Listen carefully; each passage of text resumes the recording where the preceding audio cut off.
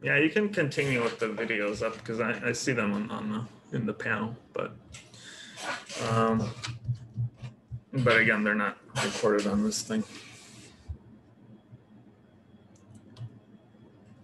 So yeah, just some things. Remember that the homework is due Thursday, and recitation is tomorrow.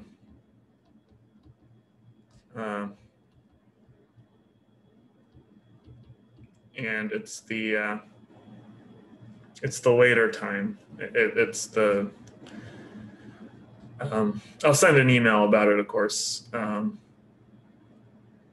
forget what it was. The latest time that we had there in the survey. I forget what it is. Does anyone remember? I think it's 7 to 8, actually. Yeah. Yeah. Okay, and so yeah, that will give you a chance for last minute. But I'm around. Oh yeah, the other announcement for today is office hours are shifted. I have an appointment right after class, so the office hours are shifted just a bit today.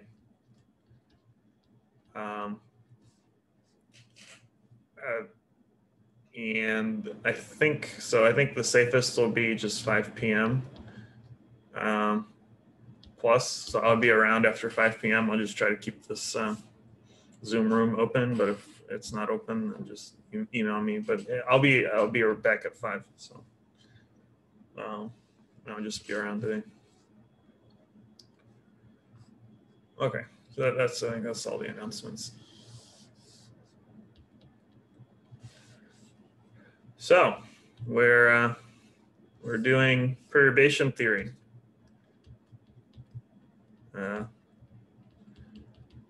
I suppose most of you have probably seen perturbation theory at one point or another, but if you really have a good handle on Hilbert spaces and operators and stuff, perturbation theory is really a great way to like practice applying those concepts. And originally, I mean, usually in an undergrad class, you would just memorize these formula and not really have a good sense of where they come from. But as I've tried to argue, perturbation theory really can be derived from first principles given the right setup, namely that you have some Hamiltonian, which you can diagonalize, and then a perturbation, which is small, and lambda is your expansion parameter. And then all you're interested in is finding the eigenvalues and eigenvectors of this perturbed Hamiltonian. And these eigenvalues and eigenvectors themselves have a Taylor series as expansions in the parameter lambda.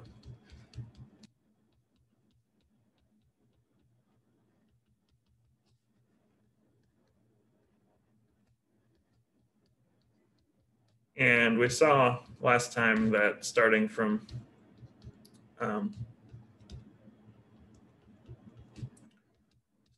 this consideration alone, you can derive basically all the formulas for perturbation theory. And the last thing we left off with is that there's actually a connection between these two perturbation series for the state and for the energy. It's the correction, the nth correction to the energy is actually given in terms of the matrix elements of these W's evaluated with the m-1th correction to the state. And by the way, we call the unperturbed states, it's convenient to just denote them as n, because those are the ones you know. So that's what we did last time, was we showed this. And then we also showed what the correction, the first correction to the energy is, I mean to the vector. So that means we have automatically the the connection to the second order correction to the energy. If you have the first, so they map, right? So this state correction tells you about this correction to the energy, and so on. The second one would tell you about the third order correction.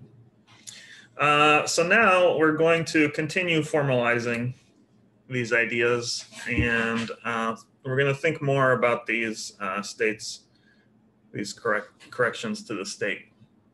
And to do that, it's worthwhile to think about which part of the state is like along the direction of the unperturbed states. These guys, so these are the unperturbed ones. And which parts are orthogonal. So it's convenient to define a projection operator. And we'll do this a lot as we go on. Oh, by the way, the notes were updated, so I would check out Canvas. There's updated notes on this. So projection operator, where it's the identity minus the projection onto the unperturbed nth state. This is the projection that gets you to the space of states that's orthogonal to the unperturbed direction, right? And so what we can do is we can apply this projector on our eigenvalue equation. And our eigenvalue equation was just was rewritten as follows from last time. You have the unperturbed stuff over here. This is the full state. And on the other side, we have the projection operator acting on the rest of the stuff, which was lambda w minus the full energy, and then plus E n. It's actually acting on phi. And this is just the rearranged eigenvalue equation. So H naught plus lambda W is the full Hamiltonian, and this is just, and this is the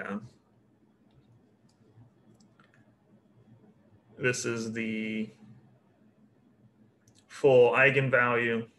So this is just a rearranged, this is just a rearranged version of the eigenvalue equation.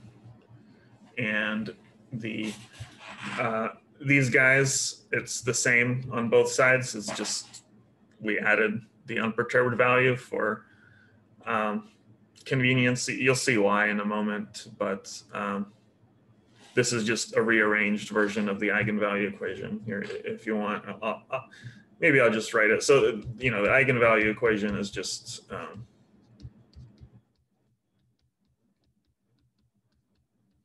that. So all we did is we added the unperturbed eigenvalue on both sides, and we also moved the unperturbed Hamiltonian over to the other side. We kind of flipped stuff around. We took this and put it over here, and we took this H naught and put it back over there, and then we added the unperturbed value to both sides, just rearranged. So why is this useful? Is because the projection operator, it commutes, of course, with all this stuff, because all this stuff is, you know, so this is just a constant. This guy is the unperturbed Hamiltonian, so it's diagonalized by the end states. So the projection operator, it commutes with all that. So we can slip this P of n past all of this stuff and put it over here. And that's nice because the projection operator acting on the state will give you, you know, everything that's kind of not along the unperturbed direction. So So good. We can do that. And then what we can do is recognize that this state also, this thing, is also orthogonal to the n direction, right? Because it's some vector acted on by the projection operator that projects us away from the end state. So that means once we commute past here, we can actually invert this operator. This operator is invertible because it's acting on a state that's projected away from the place where this operator vanishes. So we can divide by this operator as long as it doesn't, when it acts on this state, it doesn't give us a zero. And it can't give us a zero if we're not along the nth direction, right? Because the only way this part is zero is if it's acting on n. If it's acting on n, then obviously en 0 minus h naught acting on n just gives us 0 because that's the eigenvector. So if we act with this projection operator and we project away from that direction, then, well, then you can invert that operator. So what do we have? We have that the projection operator acting on phi n is equal to the inverse of that operator out front times all of this stuff, Pn lambda w minus En plus En not phi n. Okay. And now what we can do is we can, of course,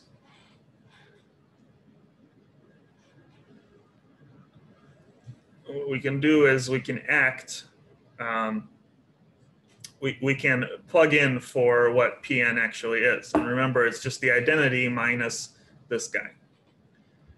And so what does that give us? Well, the identity just spits out the phi n. And the other bit subtracts off something along the n direction. And also it's going to be dotted into this phi n. Now remember, the way we set up perturbation theory is that we always say that the full state here that we find, the fully corrected state, is not normalized to 1, but rather it's normalized such that this is equal to 1. And in the notes, I added a new section that sort of talks about that fact, that it's just, if we don't do this, then the perturbation theory gets quite ugly. But the price that you pay for introducing this is that at the end, once you've calculated all your state corrections, they might not be normalized. Your states, your perturbed states might not be normalized to 1. So you have to fix that in the end. So you do everything, you calculate what it is to whatever order and lambda you want, and then you look at it and make sure that it's normalized to 1. So you have to do it at the end. But when you're developing the formulas for perturbation theory, it's convenient to choose this normalization that n dotted into the corrected state is 1, because it makes these formulas simpler. As you see, if this is equal to 1, then all this stuff, this must be equal to the full series, right, of the perturbed. What is this? This is phi n minus the unperturbed value. So the rest of the state must be just all the corrections, phi n1, lambda squared, phi n2, and so on. So that entire series is encoded by, the equation for this, it's encoded in here, in this long thing right there. But we can actually calculate what that long thing is. All right, we can actually do this calculation of this thing. We can write it out in terms of, well, in terms of things that, you know, look a little more natural and are not just inverses of operators like that. We can make it a little, you know, do it a little bit in a more clean way. In particular, one part of it is just En0 minus H naught inverse Pn. And the one way we can write that, of course, is the inverse acting on a sum of projections of all the other, just using completeness, it's all the states M that are not equal to N. That's the same as the identity minus N. It's just completeness, right? The projection operator is the identity, which we can write out as using a completeness relation in terms of all the unperturbed eigenvectors, subtract off the nth term. So what we're left with is just all the terms M not equal to N. And now this guy is, these guys are just eigenstates of that operator on the left, the inverse, and it's just a bunch of these projectors divided by the eigenvalue. And what's the eigenvalue? Well, it's En0 minus Em0, right? And everything is fine here as long as you don't have any degeneracy, right? If you had a degeneracy, then maybe one of the M's give you the same energy as the N, and then that's a big problem. So you have to assume that it's they're non-degenerate.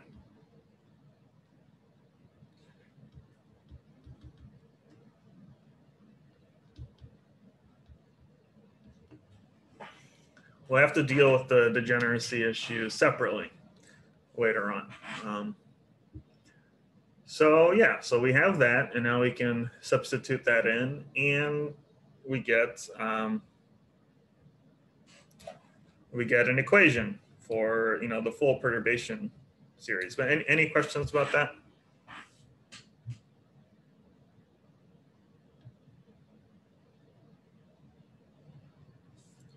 So we can plug this.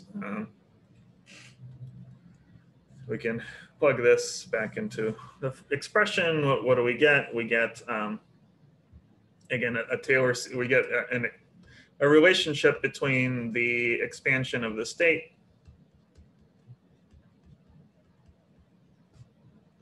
plus dot, dot, dot, all of that. And now we're going to write out this long side.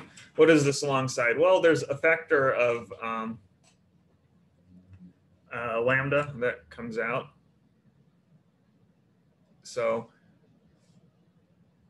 there's a factor of lambda that comes out because this guy here, this En plus En naught, right? This is just minus all the corrections to the energies, right? This is lambda W minus lambda En1 minus lambda squared En2 and so on.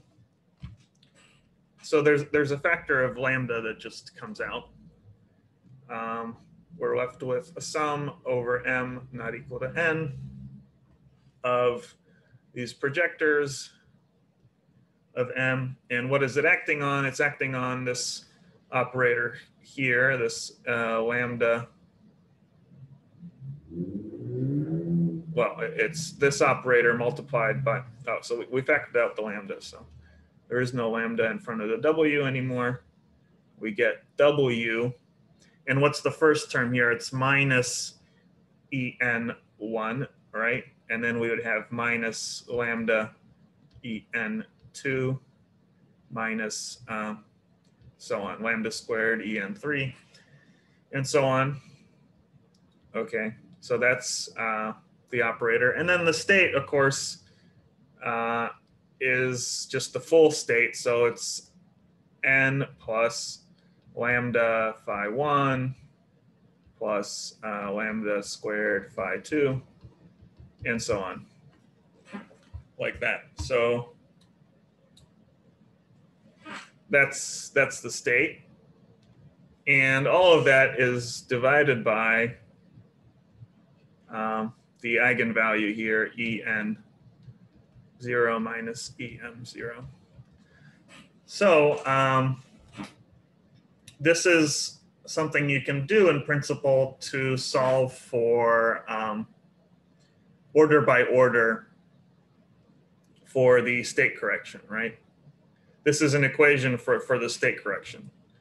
Now, one factor of lambda kind of comes out here. Can get rid of that.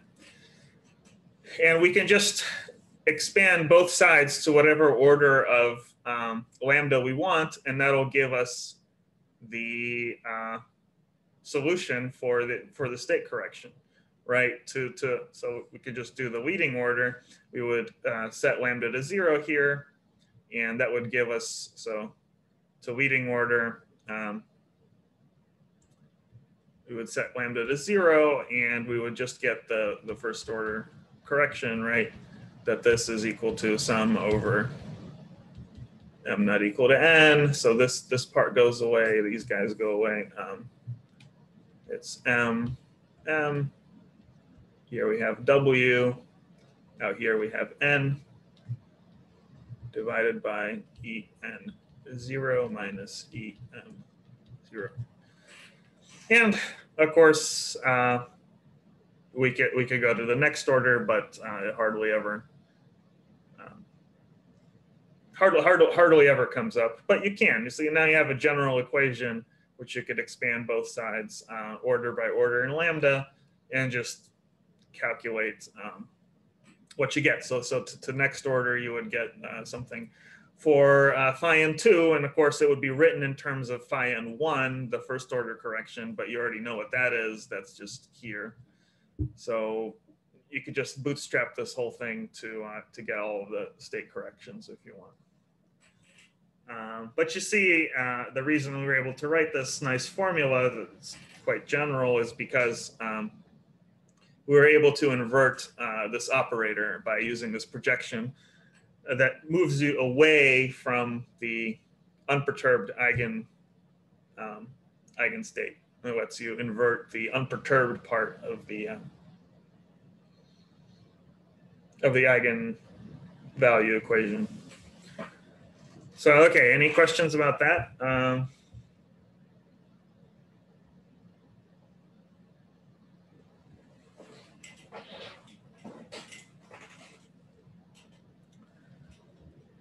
Okay. So if not, we're gonna now talk about, so that this is regular perturbation theory that you know. You've probably seen the state correction before, and I don't know how many of you've seen the second order state correction, but really, since it doesn't really come up that often, I'm not gonna talk about it very much. But you can see how you do it. This is the general equation for how to calculate state corrections up to arbitrary order. Right here, you just calculate it one at a time. It's just some algebra. All the important stuff is here. Okay, so what we're going to do now is talk about a slightly different kind of approach to perturbation theory, which is called the Brillouin-Wigner perturbation theory.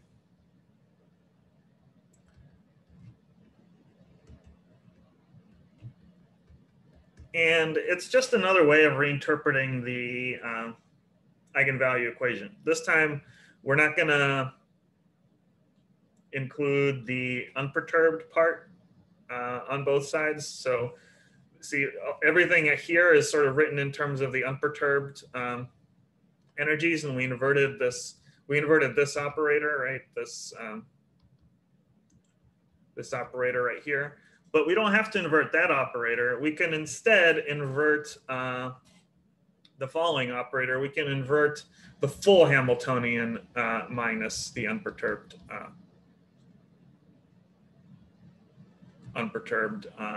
energy value. And then we know that the eigenstates of this are the fully corrected eigenvectors, and the associated eigenvalues are the full energies, En. And that gives us this interesting situation where we have the total energy, the fully perturbed energy on both sides of the equation. And that makes it seem kind of weird because it's not really like a perturbation theory in particular. It's It is, but it's something called a self-consistent perturbation theory, where the thing that you're solving for isn't written as a series, right? Expansion in lambda, but the thing that you're solving for is written in terms of a self-consistent equation that you have to solve. So typically a nonlinear equation. So that's the, well, let me show you. We'll just show all this now explicitly. So we go back, and again, the idea is we have this projection operator, Pn, it's very important. And now it's going to act on the following. It's going to act on the full eigenvalue minus h naught, and these are the full states. And that's going to, the rest of it, of course, is just lambda Pn w phi n. Again, this is the rewritten eigenvalue equation, but now we're not sticking in the unperturbed eigenvalue. We're just using the full eigenvalue. So h naught plus lambda w is the full Hamiltonian, and En is the full, it is the full eigenvalue, the fully perturbed one. So what can you do? Again, you can take this Pn and commute it past here, because again, it's commutes with the En, which is just a constant, and h naught is the unperturbed Hamiltonian, so its eigenvectors are the n's. So projection operator commutes there, and what we get is that Pn acting on phi n, that's equal to the following, right? It's this inverse operator. So again, we can expand in m not equal to n. Here we have lambda, here we have the m's.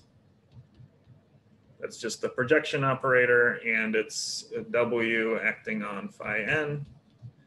And now when we divide, we're inverting this operator, which is now e n minus em 0.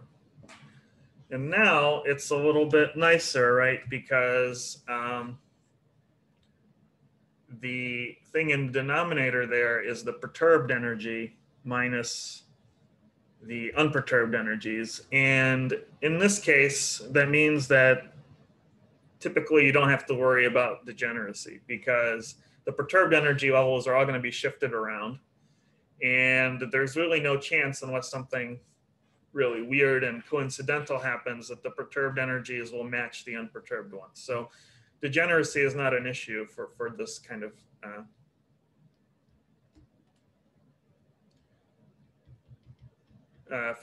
development, because the ENs are just never equal to the EM naughts for any M. Even if M is equal to N, it's, you know, the perturbed energies are going to be shifted around, so it's not won't be an issue. So how do you solve this? This is you can now solve this actually by well, again, what you do is you can so this is what the projection operator is, and now we just do the usual thing. So we're interested in the fully perturbed state, and we can just do a trick, right? We can write this as the projection operator plus the identity minus the projection operator. That's really easy. And what we can do now is just, again, so you rewrite this as the projection operator acting on, oh, sorry, phi n. It's like that. So now it's just the projection operator acting on phi n, but we know that what that is from the line above. And then we have this other term, which this guy is just n dotted into phi n. And thankfully, you know what that is. This is just 1, again, by that choice of normalization. Very important to choose that normalization, because it makes the formulas much more compact. So what do we get? Again, it's just n plus sum over m not equal to n of this stuff up here, what we just derived. And this is an interesting equation, right? It has phi n on both sides. And it's an example of an equation that can be solved iteratively. And this will come up a lot when we do scattering and things like that. We can solve this order by order in lambda iteratively.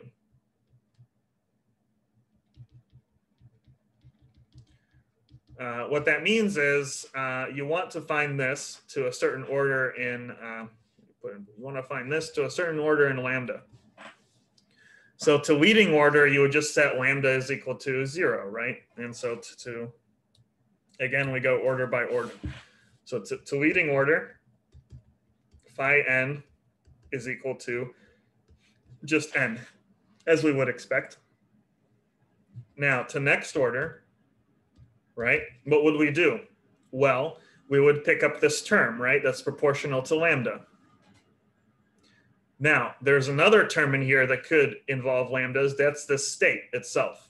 But since we're only going to leading order in lambda, we would just plug in an approximation for phi n that's one less order than lambda. And that's it. That's why it's iterative. You take this solution, you plug it in to the solution that you would get here. So phi n is going to be n plus sum over m not equal to n, lambda m, and then instead of phi n, you just plug in n again, divided by en minus em 0.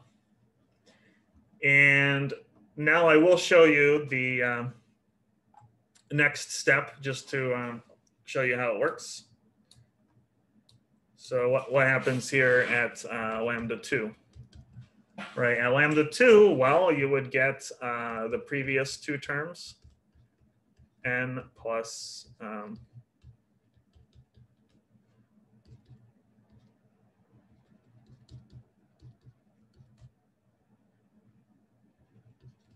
so you would get this.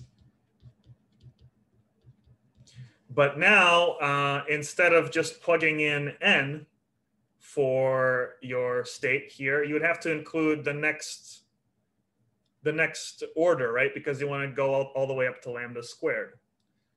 And so it would be n plus all of this stuff that you would plug back into this expression. It'd be n plus this stuff. So what's that other term? Well, it's the lambda squared term.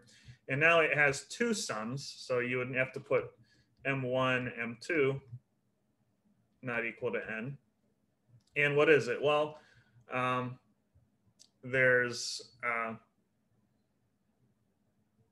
so it's, let's see.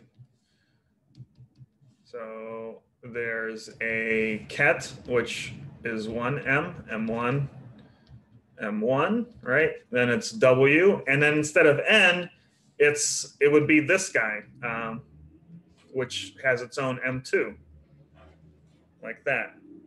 We just plug that term in, m2, and this is its own m2 here, w n.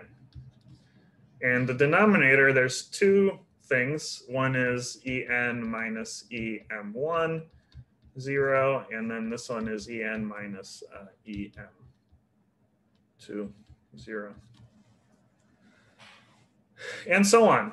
In fact, I can give you the arbitrary term if you want. It's the pattern is pretty straightforward. The corrections have the same form. Each time you want to add an order in lambda, you just have to include another one of these guys, another one of these terms, which is just this funny projection operator term. So you just keep adding. So I can the jth correction is just going to be a bunch of sums over m for all those terms, and all of them can't be equal to n. And in general, again, you start with one, that's the M1 direction, and then it's just going to be a bunch of matrix elements of the W's, M1, M2, M2, M3, and so on, M3, M4, all the way out to when you get out to the last one, MJ, W, N. And then there's a bunch of denominators, which is, coming from each time you back substitute in the expression. And there's going to be, J of them. Right, so this is the jth correction. So there's J terms in the denominator. It's easy to remember. If you have lambda squared, you have 2 in the denominator. If you have J, then you have J in the denominator. And that's how many matrix elements you have. For the second order correction, there's 2 matrix elements. For the jth correction, there's J matrix elements. So that's how it works. This is and see now, it's much easier to understand at arbitrary order what we get, because well, the iterative solution is sort of more transparent than what we had before, which was this equation, which is the one with the unperturbed states here. This one is more complicated. You have to really be careful order by order what the equation is. You have to make sure you get all the cross terms multiplied correctly and so on. And so that's an issue. But here you see it's a little bit easier because we don't have any cross terms. Because we don't expand this unperturbed eigenvalue, we don't get any funny business in terms of having to do additional Taylor series expansion. We just keep this lambda. That's the only lambda in the problem. So what's the trade-off here? The trade-off is we have to keep the unperturbed eigenstate along for the ride.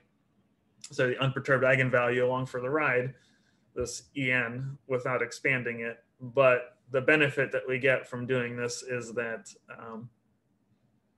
well, it's much more transparent what the different orders are, what the corrections are at each order for the state. So what about the energy eigenvalue? How do you actually get this En? Well, that part's harder. That what makes it more challenging than the regular perturbation theory.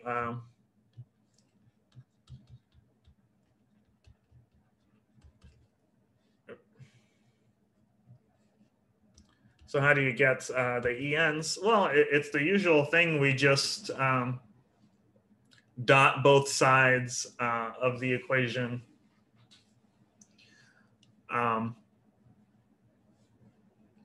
with n. So that's so we just say, well, the En phi n, if we just dot it with n, what we will get is just the ENs, right? Because again, we have that normalization. And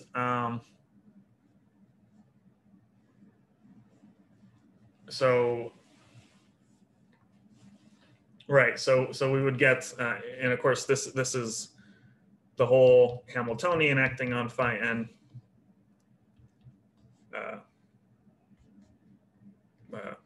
Sorry. So this is n h phi n. And so this must be En0 plus lambda n w phi n, right?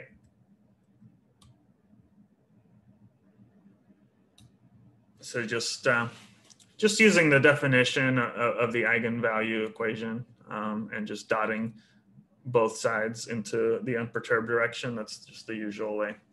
You do this, and now you've written your energy, En, what you want, in terms of phi n, which I just showed you how to calculate. And so all you do is, so that's just the unperturbed value plus lambda times times this stuff. So it's, and now we can use this solution, right? This iterative solution here to figure everything out, right? It's, let's just write it down, you know, it's plus lambda. The first solution, the first term is just n, so it's just that. Then we have the next order term, which is lambda squared. Now it's sum over m not equal to n of n w m m w n,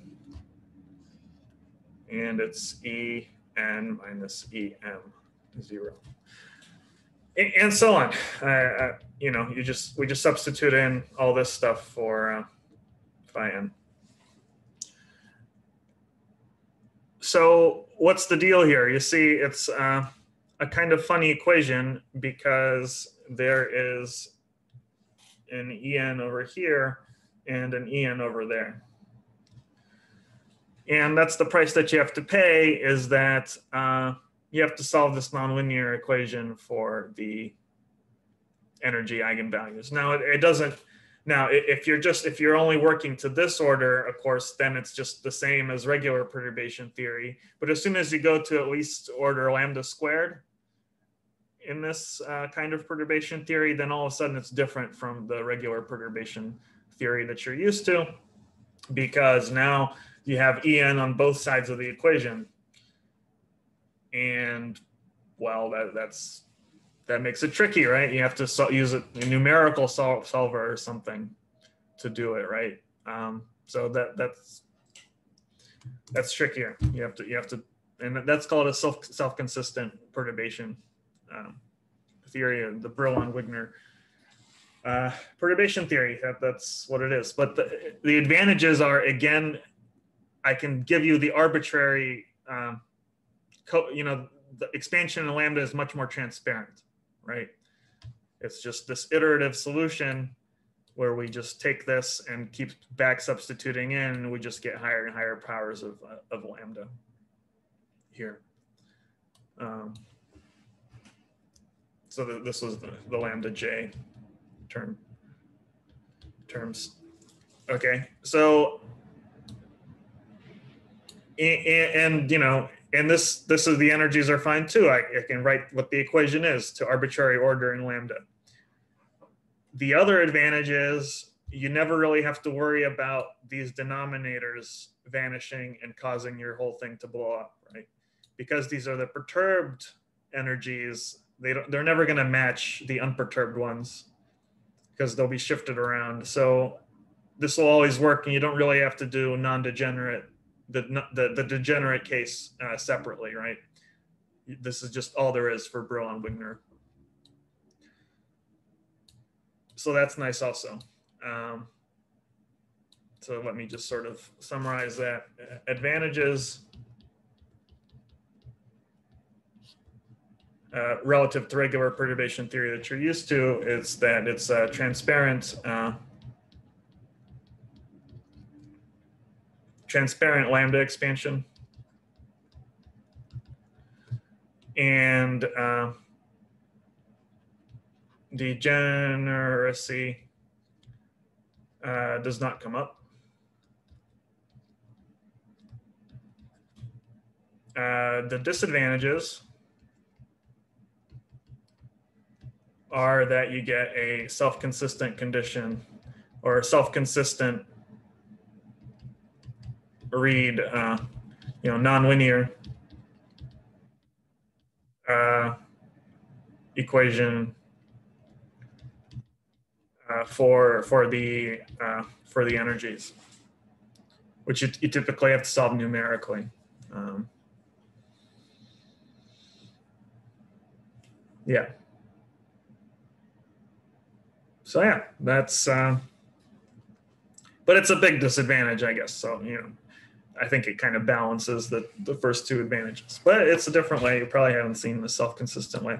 But you see, it's all the same thing. All we're doing here is we're just playing around with the eigenvalue equation and just interpreting it in different ways. Here, what we did is we allowed the fully perturbed eigenvalue to just come along for the ride and tried to develop the perturbation theory that way. Up here, when we were doing regular perturbation theory, we just expanded everything in sight, including this En, in terms of all of the Taylor series for the eigenvalue as well. So we had a different expression, which was more complicated in terms of the expansion in terms of lambda, right? Because we expanded both the state and the energy eigenvalue. So that makes it more complicated in terms of the expansion. Here, we just expanded the state essentially, and this just came along for the ride. Okay, so that's it for non-degenerate perturbation theory and Brouwer-Wigner stuff. We now just have to cover degenerate perturbation theory, and then we'll be done with perturbation theory. So, but before I do that, any questions on the self-consistent approach? Here, I'll leave it up. The full thing here, all the state corrections, the energies, and the advantages and disadvantages. And again, this is called Brouwer-Wigner perturbation theory.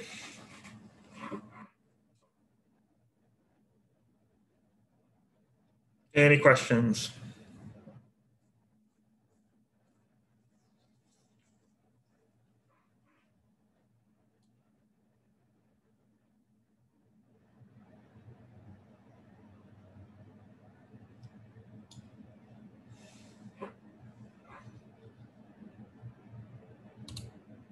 All right, I'm going to clear then if there are no questions.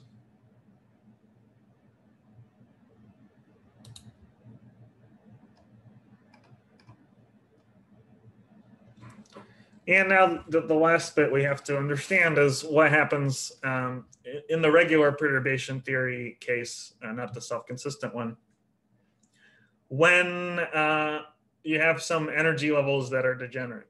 And we're just going to label them in a different way. So we're just going to say we're going to have some energy unperturbed states N, and maybe they have some degeneracy R, right? The R labels all the states that have the same eigenvalue En. So there might be multiple states with the same.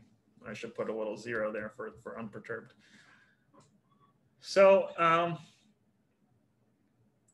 remember that in that subspace, right, in that degenerate subspace, you can actually take any linear combination of the NRs, and those are still going to be valid eigenstates of the unperturbed Hamiltonian. So if these are eigenstates, right, these are eigenstates of H naught, but so are any of these guys. You can take any linear combination, right, and have some arbitrary coefficients labeled with the S, and then you sum over all the R primes.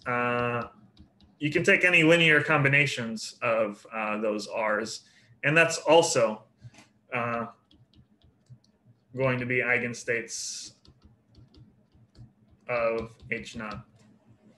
So the idea is the way you fix perturbation theory is, and make sure that things don't go wrong, is you just, you use that freedom of choice in the degenerate subspace. And again, to make it all formal and good, we will again have to look at projection operators that take us inside that degenerate subspace and orthogonal to it. So that's what we'll be going with it. But the basic idea is that if we look at to leading order in lambda,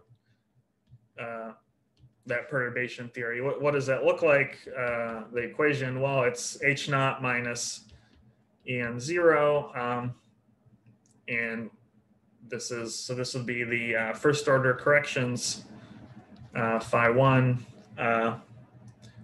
ns, and I'm going to label it with ns because of the degeneracies, possible degeneracies, and we'll just see what happens. We won't do anything with inversion until we figure out what to do here. So this is the equation that you would get to leading order in lambda, right? This part right here, it would just give us the first correction to, or sorry, so this is the first correction to the energy eigenvalues, and this is the perturbation, and this is the first state correction. So this is just the leading order. And so what do we get here? We can dot both sides with so these NS's are going to be some linear combinations of the NR's. And what we can do is we can dot both sides with NR. We could take both sides and dot them with NR. And what we get is H naught minus En 0 phi NS is equal to, well, this part, this first order state correction, that's just going to be, we're going to now expand this in terms of the sum here, R prime, C, S, R prime. And it's just the inner product between NR and NR prime. That's just going to be delta functions. And then it's minus sum over R prime of CS R prime. And now it's the matrix elements of the W's in that degenerate subspace.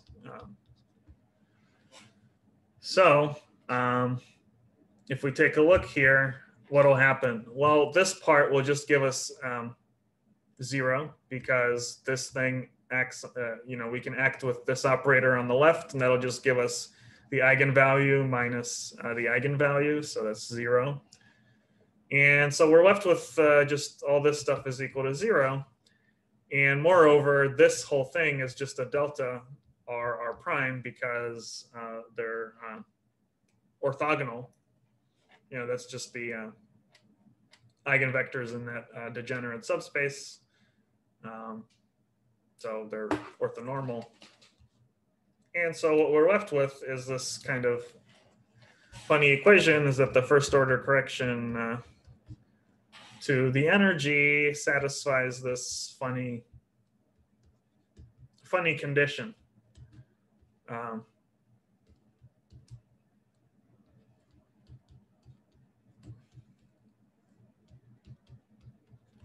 But if you think about what this is, what is this thing?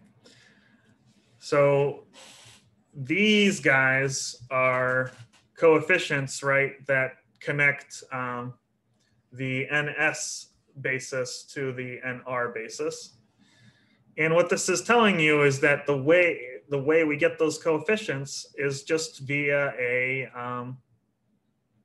an eigenvalue equation. This is the vector of coefficients, that connect these two bases together, and this is the eigenvalue, and this is these are the matrix elements. So the idea is that if you have a degenerate subspace, in order to find which proper states to use, right? You have these which are arbitrary. In order to find the right ones to use, it's which correspond to the appropriate corrections to the energy due to the perturbation. Then what you want to do is you just want to diagonalize your perturbation in that subspace. So if you do that, then of course everything is good, and should put a little s here. And then the corrections are just going to be the eigenvalues of W in that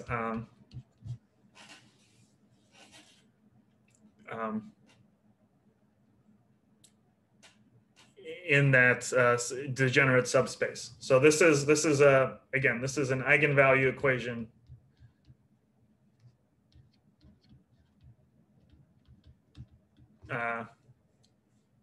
In the degenerate subspace, it's basically telling you that W and S, right, is equal to E1 and S and S. That's what that equation is telling you. That it's the same. This is just their equivalent. If you think about this like just in matrix form, this is just diagonalizing the degenerate subspace, right? Yeah, exactly. Okay.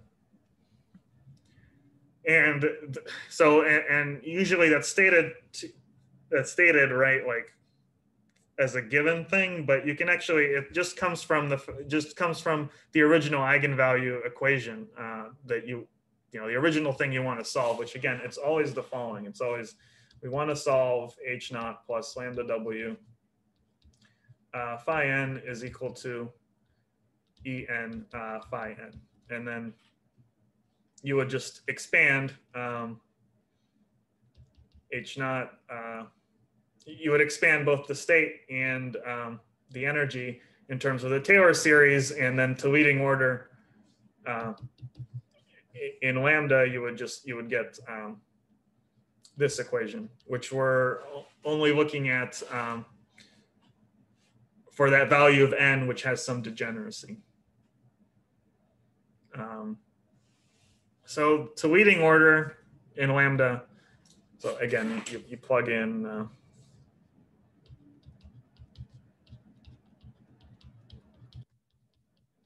leading order, meaning the first sort of, you plug in this and you plug in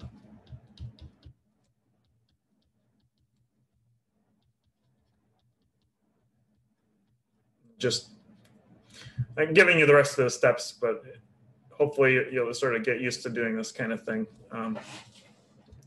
Yeah, this is your original equation. This is what we always want to solve. You Taylor expand to just the first two terms, and then you just rearrange things and cancel the lambdas to just get this. You can get this. This is the leading order equation for the eigenvalue equation in terms of expansion in lambda for both the state and the energy. So remember, this is regular perturbation theory, not that self-consistent thing. So expand both the energy and the state. Yeah, and so we saw that to that leading order, if we just work out what it is, it just looks like an eigenvalue equation for W. And so the corrections are going to be the eigenvalues of W in that degenerate subspace. And so maybe that's all we need. So instead of, so whenever you have some degeneracy in R, we just diagonalize W and get the proper states NS. And then maybe everything will work out, or maybe not. So naively, we would think that we would get the following for the correction to the eigenstate. We would get phi and S1. So this is the correction. This is the first correction to the energy eigenstates, right? It's the eigenvalues of W in that degenerate subspace, right? But what about the state? So naively, we would just copy over what we found before, right? We would find this is a sum where n prime, s prime, these are now the proper states to use, the ones that diagonalize W. We just sum over all the ones that are not equal to ns, right? So we never run into any issues there. We'll get n prime, s prime, W, and s divided by E n prime 0 minus E and 0.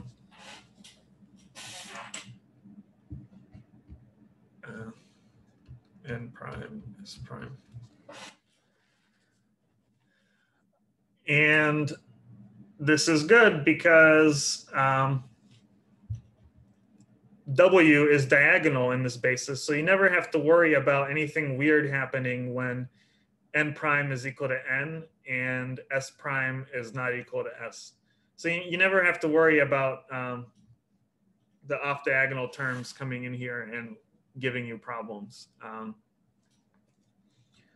You're never going to get those off diagonal terms. So the only term that matters here is the one where s prime is equal to s, but you're never summing over that particular term in the sum. So this denominator never vanishes. Whenever n prime is equal to n, you're never considering the case where s prime is also equal to s. So you never have to worry about that. And so the only term that can ever blow up here is the one for which both of these are equal to both of those.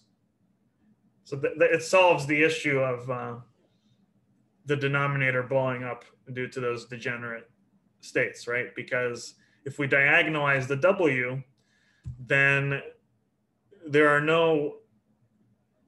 W will never connect two different degenerate states, right? It'll always, since it's diagonal, again, if you're in that degenerate subspace, this guy is proportional to a delta function in S and S prime. So it's 0 unless S is equal to S prime.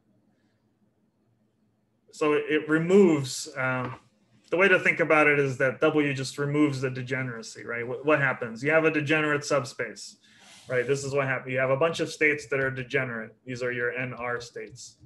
Then what happens is you apply the W.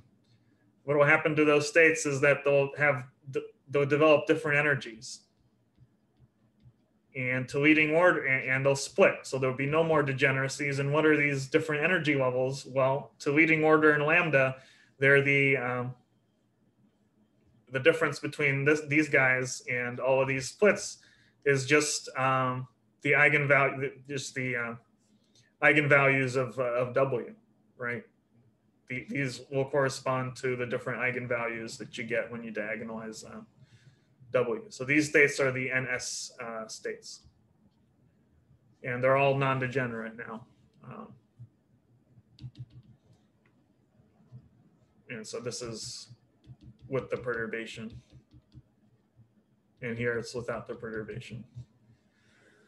So the perturbation splits any degeneracy, and the way you figure out what it splits into is just you diagonalize the energy, because that's what that's what you need to do to find the energy levels. So you just diagonalize the W part, and that gives you the splitting to leading order.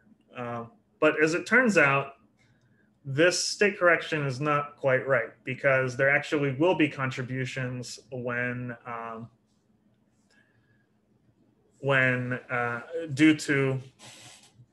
there will be some contributions when S prime is not equal to S. There will be some contributions related to these kinds of states with S not equal to S prime. So this is incomplete, an incomplete picture of the state corrections. And this is something that maybe you haven't seen, or maybe you have seen. I'm not sure, but we're gonna have to deal with it. So, but other than that, to get like the second order correction to the energy, of course, you can use this. You can back substitute this into that expression we had for the higher order corrections to the energy. So let me just write that down briefly. ENS2 would be just sum n prime s prime not equal to ns of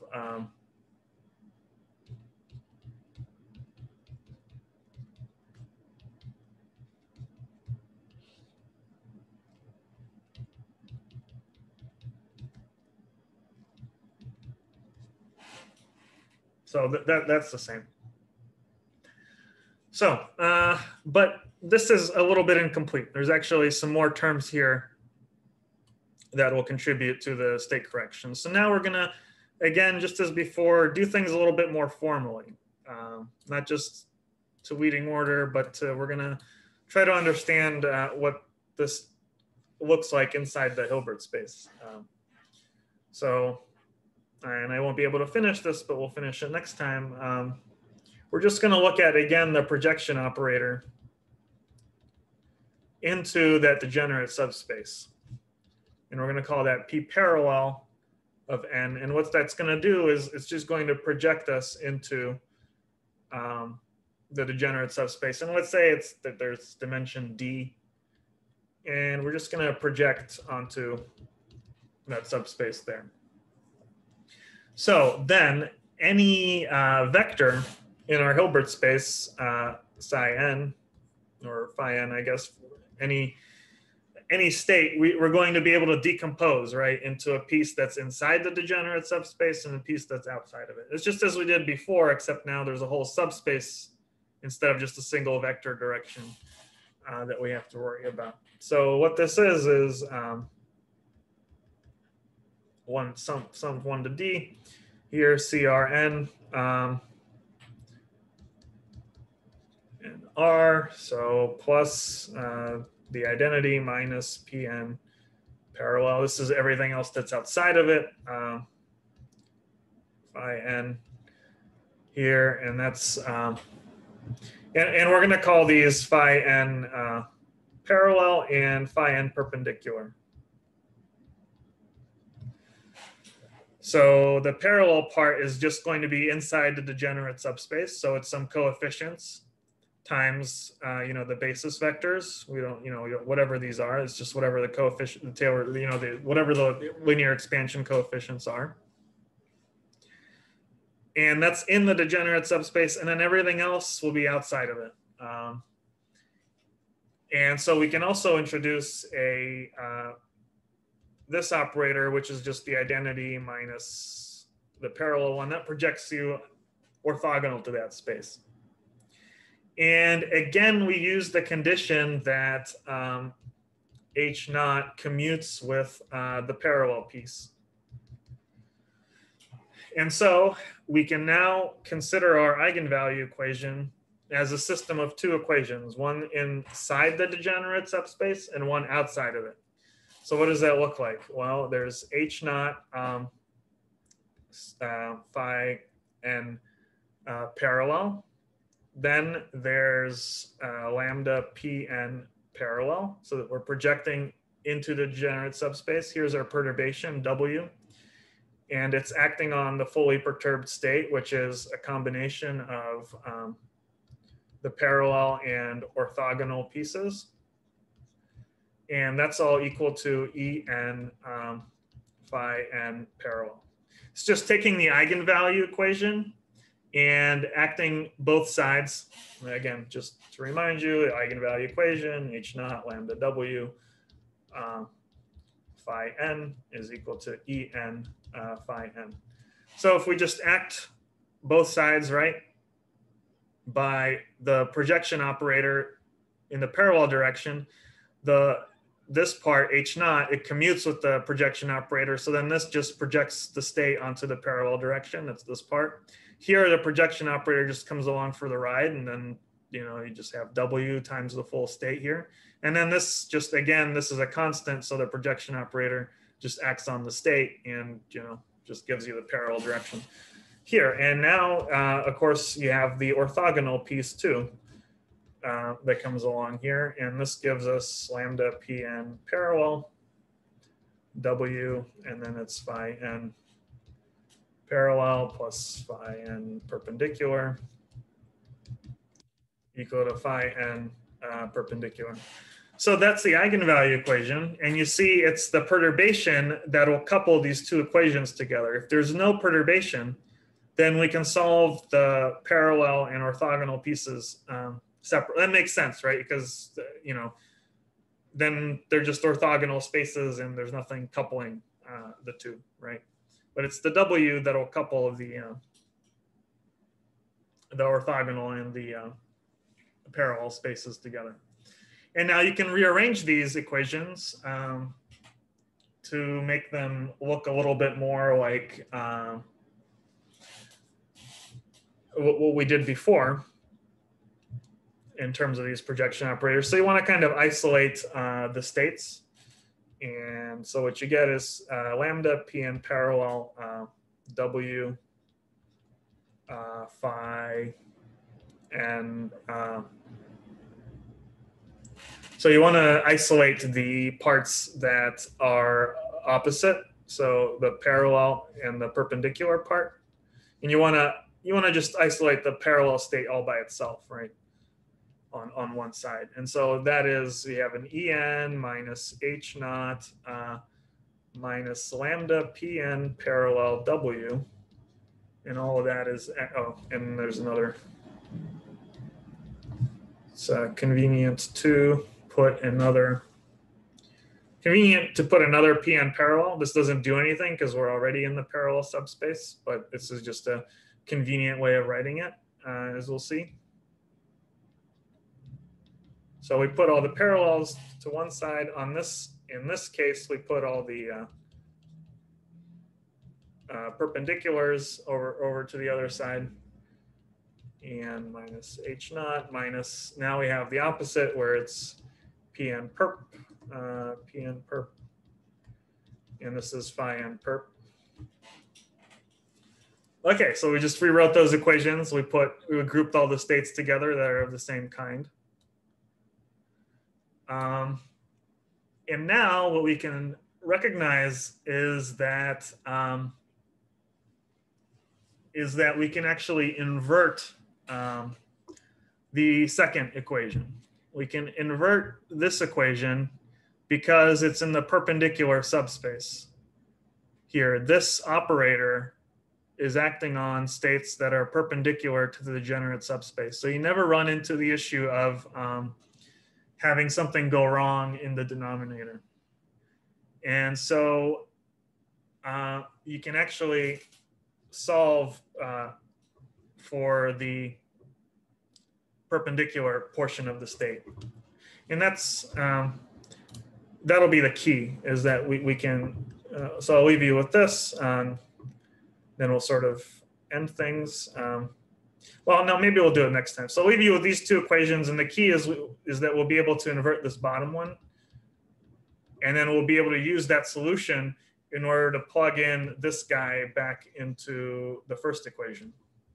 And then we'll be able to say something about the degenerate subspace. But you see, you can't invert this one. You can't invert this one because this operator acts on the parallel states, the ones that are in the degenerate subspace. And so that means, you know, if lambda is small, this energy can get really close to what we would get when it acts with this Hamiltonian. You know, it'll blow up. So we can't invert that operator, but we can do it outside of that degenerate subspace where states are not degenerate. They have different energies. So we'll see that. We'll wrap up the degenerate perturbation theory next time. But any more last minute stuff about this?